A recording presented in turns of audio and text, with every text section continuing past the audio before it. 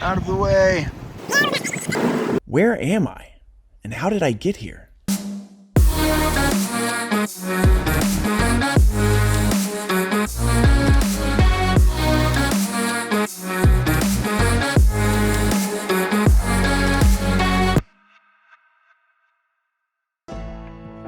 Hey everybody, I hope you're doing well. It is great to be back for another episode of Shanghai Shenanigans. And today I want to tell you about a trip I took a few months ago to a place called QINGHAI. Now I've already put some smaller videos out on social media and I've had a lot of friends ask me, Aaron, how did you even get involved in this trip? Well, it all started a few years ago when I was asked to go up and take a video for a Jeep company up in Ningxia.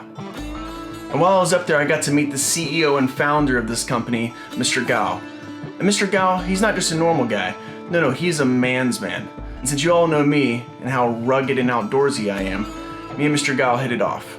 Recently, he contacted me and said, hey Aaron, how about you come along with us to a trip to the mountains of QINGHAI? Our plan is to deliver some warm clothes to children who need it. And of course I said, yes! But I need to first ask my wife. Thankfully, my wife said okay, and I was on to the mountains of QINGHAI. Now this was a trip I wasn't quite prepared for. You see, I knew it was gonna be cold. It was supposed to be about 20 to 30 below up there in the mountains. But not only that, but because of the high elevation, right about 10,000 feet, I knew I was gonna have a little trouble breathing. As we started to travel up these mountains, it became very clear that this was the most beautiful place I'd ever been to.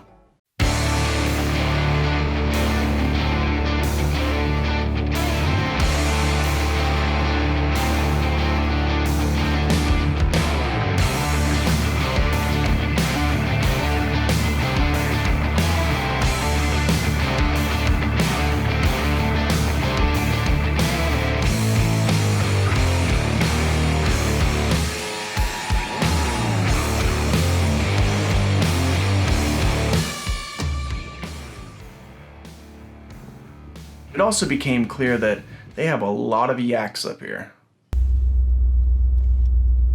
There's a lot of cows. Come to find out, the yak is basically their livelihood. It's very difficult to grow things up there on the mountain, and so they drink a lot of yak's milk, eat a lot of yak meat, and then sell the yaks for income. Right about nightfall on the second day, we finally arrived at the school.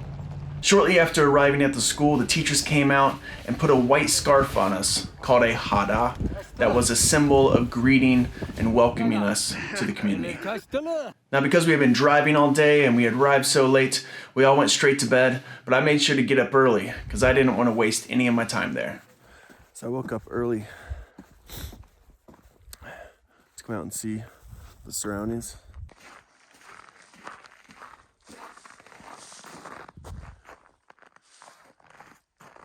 There's just nothing. I mean, it's beautiful, but there's nothing out here. Many of you are probably asking, Aaron, how did you sleep last night? I actually slept pretty good, except for the occasional waking up and gasping for air. Now, after I ventured out a little bit, I got to come back and the kids were starting class. And when I walked into the class, I noticed that all the kids were standing around the room and just were reading out loud. Now, after talking to the teacher, I found out that this is what they do in the mornings and this is what they do in the evenings during their study time. In the mornings is also the time that they get to wash their face. And because just 2 years ago, these kids didn't have running hot water, they were only able to wash their face about once a week. But now that it's a lot easier for them to get hot water, they're able to wash their faces every morning. And of course, this is a time that the kids love. Now, as these kids wash their faces, you could just see their poor little skin, the red blood vessels, the dryness, all from that elevation and the harsh sun those kids deal with almost every day. I gotta tell you, those kids, they're tough. It really puts things in perspective when one of your favorite parts of the day is just being able to wash your face with warm water. Now, right after the class, it was time to have some fun.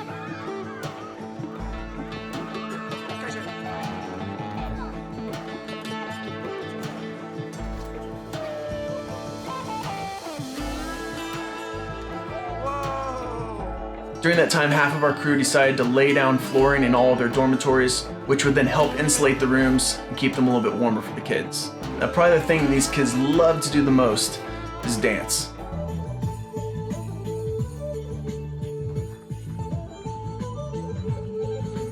And of course, I fit in well because of, well, it's tight in here, so I can't really show off my moves.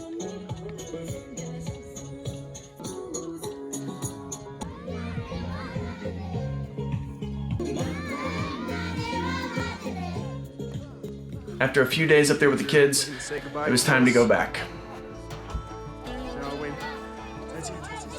But first we needed to go up and visit a family who was living up in the mountains. So when we showed up to this home, we went in, and of course this family did not have a lot of money. We could tell that just from seeing their home. But of course they were so gracious to welcome us in the way they did.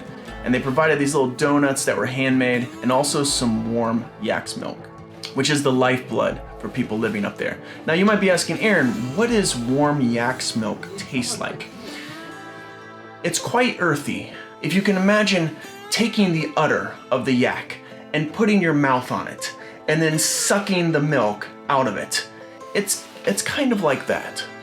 Very salty. Very salty.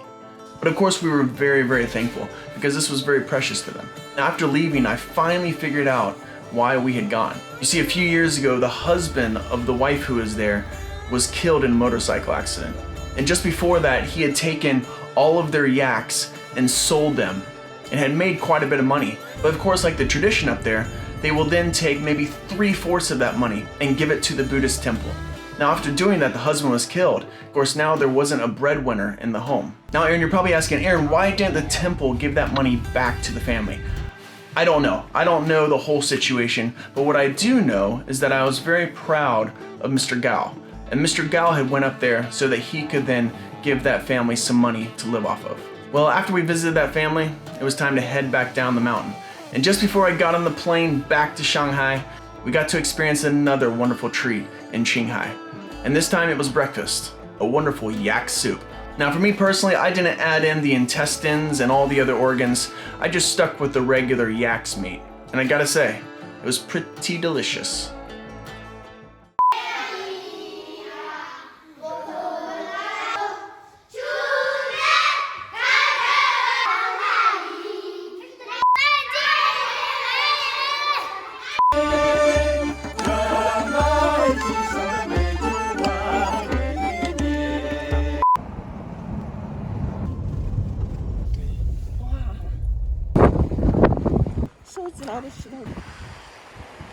This is just crazy. Flags up here.